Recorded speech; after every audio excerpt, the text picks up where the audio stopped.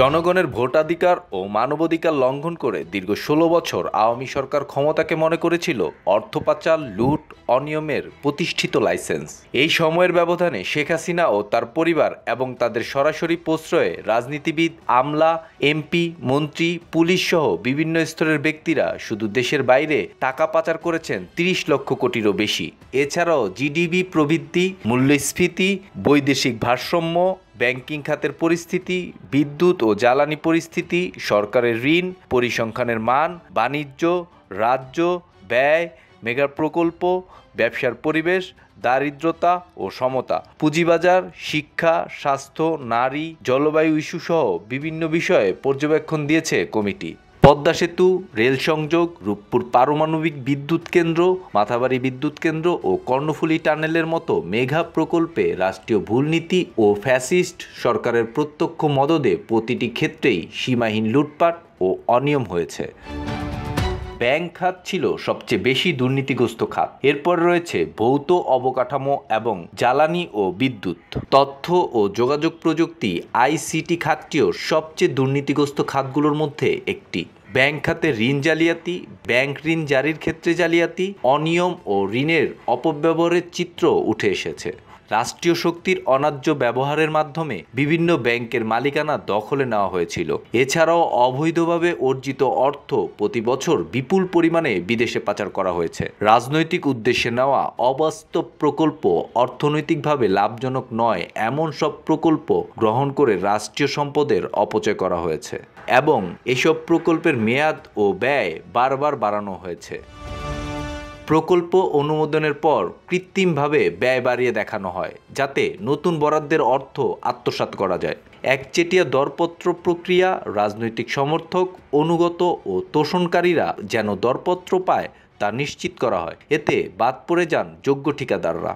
অপ্রয়োজনীয় ও দুর্বল প্রকল্প প্রণয়ন, প্রকল্পের সম্ভাব্যতা সঠিকভাবে যাচাই না করার ফলে বিপুল পরিমাণ অর্থ সম্পদের অপচয় হয়েছে। বেড়েছে প্রকল্প বাস্তবায়নের মেয়াদ ও ব্যয়। প্রকল্প পরিচালক নিয়োগের ক্ষেত্রে বেশিরভাগ সময় তাদের মেধা বা যোগ্যতার পরিবর্তে রাজনৈতিক পরিচয়কে প্রাধান্য দেওয়া হয়েছে। অবৈধভাবে বিপুল পরিমাণ জমি ও অন্যান্য সম্পদ দখল বা কিনেছে বিগত সরকারের লোকজন। সরকারি প্রকল্পের ভূমি অধিগ্রহণের টাকা নিয়ে দুর্নীতি করা হয়েছে।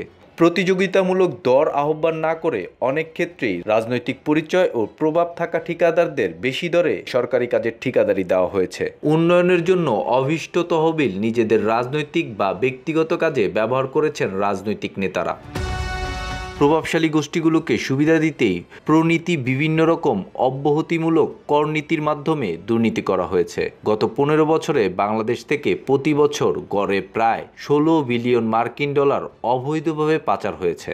নিয়মতান্ত্রিকভাবে কর ফাঁকি, কর অব্যাহতি, অপব্যবহার ও সরকারি তহবিলের দুর্বল ব্যবস্থাপনার ফলে রাষ্ট্র গুরুত্বপূর্ণ সম্পদ থেকে বঞ্চিত হয়েছে, ব্যাহত হয়েছে উন্নয়ন। এছাড়া যেসব কর অব্যাহতি সুবিধা দেওয়া হয়েছে সেগুলো অর্ধেক কমানো গেলে শিক্ষা ও স্বাস্থ্য খাতে দ্বিগুণ বরাদ্দ দেওয়া সম্ভব বলে উল্লেখ করা হয়েছে অর্থনীতি শ্বেতপত্রে। সামাজিক নিরাপত্তা কর্মসূচিতে ভুল ব্যক্তিদের বরাদ্দ দেওয়ায় লাখ লাখ মানুষ বঞ্চিত হয়েছে। ২০২২ সাল পর্যন্ত সামাজিক নিরাপত্তা কর্মসূচির সুবিধাভোগীদের ৭৩% দরিদ্র নয় বলে চিহ্নিত করা হয়। ২০১৬ সালে যাদের হার ছিল ৬৬%। শ্বেতপত্র কমিটির প্রতিবেদনে বলা হয়েছে, বিগত সরকারের আমলে ব্যাংক থেকে যেসব ঋণ দেওয়া হয়েছে সেখানে রাজনৈতিক প্রভাব স্পষ্ট ছিল, আর এই প্রভাব ব্যাংকিং খাতের সংকটকে আরও গভীর করেছে। যে পরিমাণ ঋণ বিপর্যস্ত হয়েছে তা থেকে ১৪টি ঢাকা মেট্রো সিস্টেম অথবা ২৪টি পদ্মা সেতু নির্মাণের খরচ সমতুল্য। ক্রমাগত ঋণখেলাপি এবং হাই প্রোফাইল কেলেঙ্কারি আর্থিক স্থিতিশীলতা নষ্ট করেছে এবং মূলধনকে উৎপাদনশীল খাত থেকে দূরে সরিয়ে দিয়েছে। শ্বেতপত্র কমিটির সদস্যরা পরীক্ষা করে দেখেছেন, দেশের বড় ২৯টি উন্নয়ন প্রকল্পের মধ্যে ৬০টির প্রতিটিতে ১০,০০০ কোটি টাকা করে বেশি ব্যয় হয়েছে। ২৯টি বড় প্রকল্পের মোট ব্যয় হয়েছে ৮৭ বিলিয়ন ডলার বা ৭,৮০,০০০ কোটি টাকা। ব্যয়ের সুবিধা বিশ্লেষণ না করেই প্রকল্পের ব্যয় প্রায় ৭০% বাড়ানো হয়েছে। গত ১৫ বছরে বার্ষিক উন্নয়ন কর্মসূচিতে ১৭ লক্ষ কোটি টাকার বেশি ব্যয় হয়েছে এবং এর প্রায় ৪০% বা প্রায় ৭ লক্ষ কোটি টাকা লুটপাট হয়েছে। প্রতিবেদনে বলা হয়, বিদ্যুৎ উৎপাদনে 30 বিলিয়ন ডলার বিনিয়োগ করা হয়েছে। 10% যদি অবৈধ লেনদেন ধরা হয় তাহলে এর পরিমাণ হবে কমপক্ষে 3 বিলিয়ন মার্কিন ডলার।